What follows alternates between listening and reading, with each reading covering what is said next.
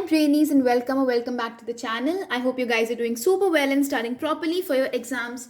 I am a Brainy mentor and today we'll be doing the 8th chapter of our book Flamingo. The name of the chapter is Going Places and इसके author है A.R. Barton.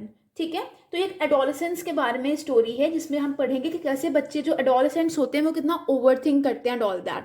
So let's start with the story. Okay, so Sophie कहती है, यहाँ पे दो main characters हैं, Sophie and जैंसी.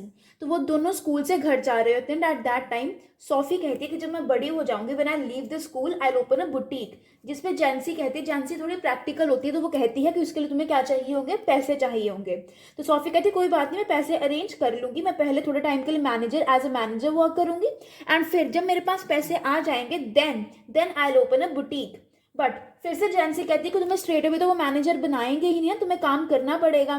फिर Jancy knowing they were both unmarked for the biscuit factory became melancholy. Jancy को पता था कि उनको आ जाकर काम कहाँ पे करना पड़ेगा, in the biscuit factory only. वो चाहती थी कि सोफी ये बातें ना बोले.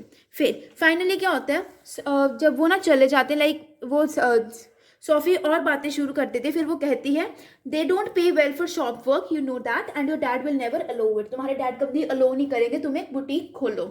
ठीक है.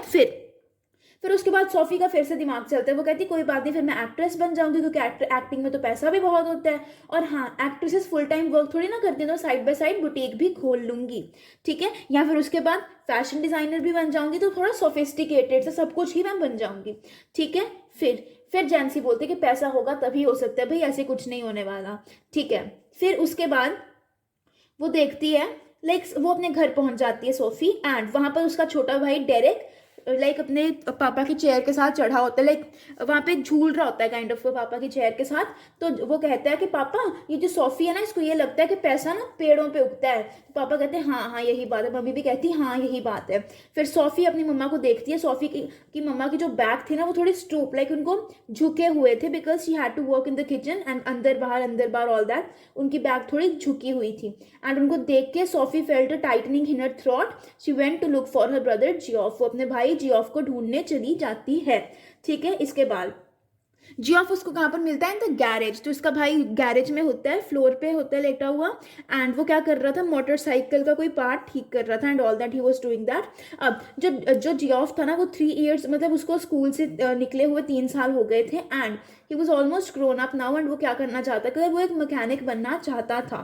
अब वो कहते हैं कि लाइक सोफी को ना उसकी शांति, उसकी चुप रहना बिल्कुल पसंद नहीं था, क्योंकि वो ज़्यादा बोलता नहीं था. ठीक है. बहुत चुप रहता था, अपने सीक्रेट्स वगैरह रिवील भी नहीं करता था. फिर क्या होता है, एक बहुत अजीब सा इंसान था and they were sitting and all they were talking. फिर उसको लगता है कि काश मेरा भाई भी मुझे बाहर लोगों से मिलवाने लेकर जाता एंड ऑल दैट. अब उसके बाद वो देखती है कि उसका भाई जो है ना जियोफ, वो लाइक अपना सैड सा फेस बनाकर उधर बैठा हुआ है. उसको समझ नहीं आ रहा क्या हो रहा है. ठीक है. फिर इसके बाद अब सोफी बात स्टार्ट करती है. वो कहती है मुझे कौन मिला, मुझे डैनी कैसी मिला. अब डैनी कैसी कौन है, एक फेमस फुटबॉलर है. ठीक है. वो कहती है कि मुझे कौन मिला है, डैनी कैसी मिला है. जिसपे जियोफ उसकी तरफ देखता है. वो कहता है कहाँ पे मिला तुम्हें. तो सोफी कहती है मुझे आर्केड में मिला है, लाइक वेरी फनी, बट मुझे वहां पर मिला है डैनी कैसी. जिसपे जियोफ कहता है तुम झूठ बोल रहे हो, ऐसा कभी हो ही नहीं सकता. फिर वो कहती है नहीं नहीं मैं बिल्कुल सच बोल रही हूँ. फिर जियोफ कहते तुमने अपने पापा को बताया. तो वो सोफी ने बोला नहीं बताया. लाइक सोफी शोक हर हेड, उसने गर्दन हिलाकर बताया कि मैंने नहीं बताया अपने डैड को, बिकॉज उसके डैड ही वो पहले इंसान होते थे जिसके साथ वो सभी सीक्रेट्स शेयर करती थी. ठीक है. फिर उसके बाद जियोफ कहते हैं कि मुझे तुम पे भरोसा ही नहीं है. अब शुरू होती है असली स्टोरी. जब सोफी कहती है कि मैं ना वो देख रही थी, रोल्स रॉयस विंडो के बाहर देख रही थी, एंड कोई आता है वहां से अंदर से, मेरी तरफ खड़ा हो जाता है, एंड जब मैं मुड़ के देखती हूँ वो कौन होता है, डैनी कैसी होता है. ठीक है. इसके बाद जियोफ कहता है अच्छा ऐसा भी कुछ हुआ था. ठीक है चलो मान लिया, तुम ये बताओ कि वो कैसा दिखता है. ठीक है. फिर सोफी बोलती है ओ कम ऑन, तुम्हें भी पता है वो कैसा दिखता है. फिर सोफी कहती है कि उसकी ना ग्रीन आईज हैं, ग्रीन जेंटल आईज, एंड इतना लंबा नहीं जितना तुम सोचते हो, इतनी भी लंबी हाइट नहीं है उसकी. इस टाइम तक क्या होता है, उसके पापा ने हैंड वगैरह वॉश कर लिए होते हैं एंड वो आते हैं और वो कहाँ पे बैठ जाते हैं, वो टीवी ऑन करके बैठ जाते हैं. साइड में कौन होता है, डेरेक भी होता है. अब जियोफ अपने पापा को बोलता है कि सोफी किससे मिली थी, डैनी कैसी से मिली थी। फिर इसके बाद जियोफ कहता है हाँ हाँ सच बोल रही है, झूठ नहीं बोल रही वो, ठीक है। फिर इसके बाद उसके पापा कहते हैं कि मुझे एक इंसान पता था जो कब क्या मिला था, वो टॉम फिने को भी मिला था, बट वो बहुत पुरानी बात है। तो जियोफ कहता है हाँ हाँ ठीक है, वो स्टोरी तो हमें पता है, ठीक है। फिर इसके बाद उसके डैड कहते हैं कैसी might be that good someday, क्या पता उसको कैसी भी मिल गया हो, इसमें कौन सी बड़ी बात है, better than that even, he is the best. Sophie कहती है नहीं वो तो बेस्ट है, he is all right and he is with the best team in the country. मतलब वो थोड़ा यंग है बट उसकी टीम बहुत अच्छी है, he has got the best team in that country, ठीक है। फिर इसके बाद सोफी बोलती है कि वो एक शॉप खरीदने लगा है, एंड इसके बाद उसके पापा पूछते हैं अच्छा तुम्हें ये बात कहाँ से पता चली।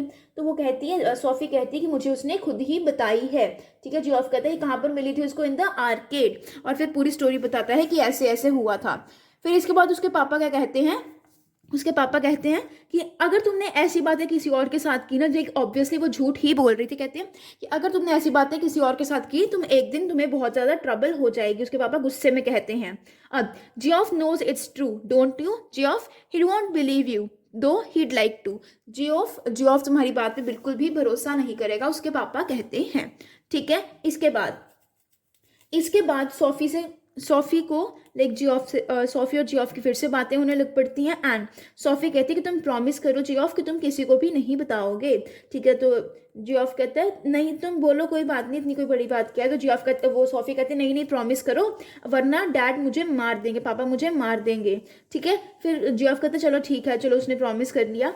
तो जियोफ उसको कहता है कि सोफी तुम्हें क्या लगता है वो सिर्फ तुमसे ही बात करता होगा, डैनी कैसी must have strings of girls, बहुत लड़कियां होंगी उसके पीछे। फिर सोफी कहती नहीं नहीं ऐसा नहीं है, वो बहुत अच्छा लड़का है। तो फिर वो उसका भाई कहता है, जियोफ कहता है अच्छा तुम्हें कैसे पता। तो वो कहती है कि हाँ हाँ मुझे उसने खुद ही बताया था।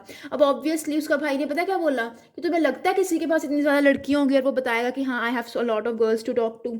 फिर इस पे सोफी कहती है कि नहीं नहीं डैनी कैसी बहुत अच्छा है, is a very quite person, वो किसी से बात भी नहीं करता, ठीक है। फिर वो पूरी स्टोरी बताती है कि कैसे उसको ऑटोग्राफ भी लेना था डेरेक के लिए, बट दोनों के पास पेन पेपर नहीं था तो वो ऑटोग्राफ नहीं ले पाए। एंड इसके बाद वो कहती है कि हाँ next Saturday you meet me, Danny Casey ने उसको बोला कि तुम अगले सैटरडे मुझे मिलना, फिर वो ऑटोग्राफ दे देगा, ठीक है। फिर इसके बाद क्या होता है, उसने वो जैकेट खींची from the back of the chair and jacket पहन ली, handsome she thought, it's the unlikeliest thing I have ever heard.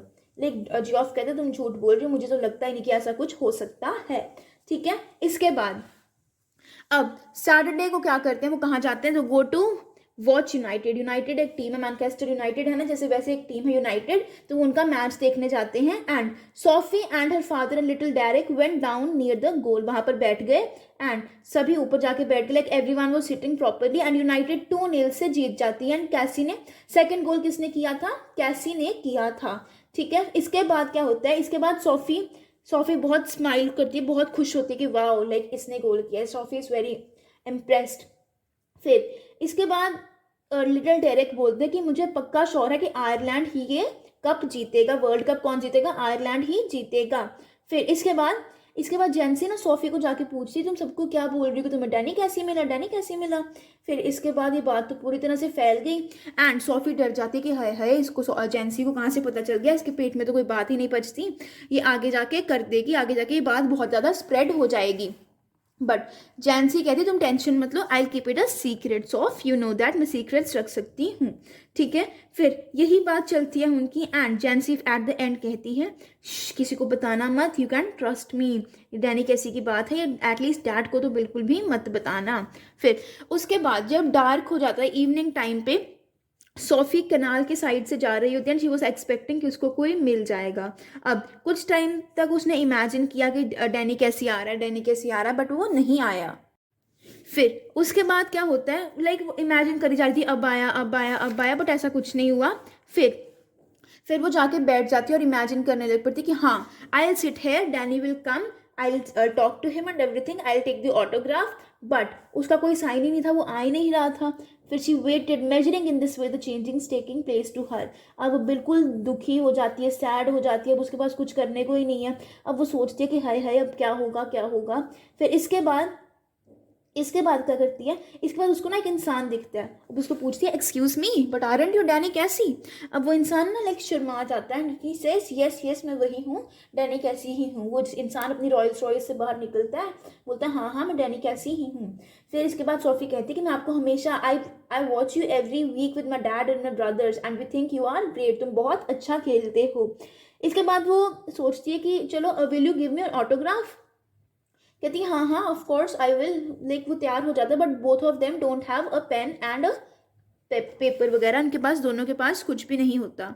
And इसके बाद क्या कहती है, my brothers will be very sorry you say, मेरे भाइयों को बहुत ज़्यादा दुख लगेगा।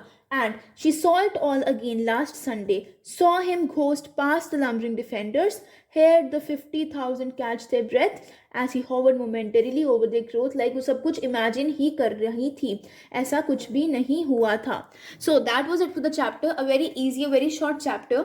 I hope you liked the video. If you did, don't forget to like, share and subscribe to the channel. You are at Brainy Mentor. Have a great day ahead.